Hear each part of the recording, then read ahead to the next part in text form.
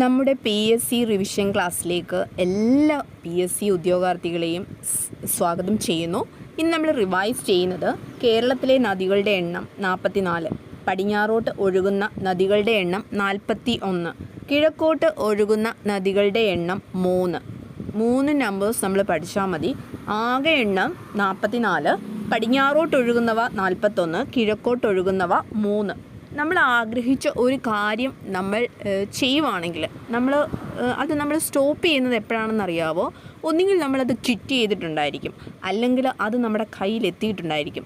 ഇത് രണ്ടിലേതെങ്കിലും ഒരു കാര്യമാണെങ്കിൽ മാത്രമേ നമ്മുടെ ആഗ്രഹിച്ച കാര്യങ്ങളിൽ നിന്ന് നമ്മൾ പിന്മാറുകയുള്ളൂ.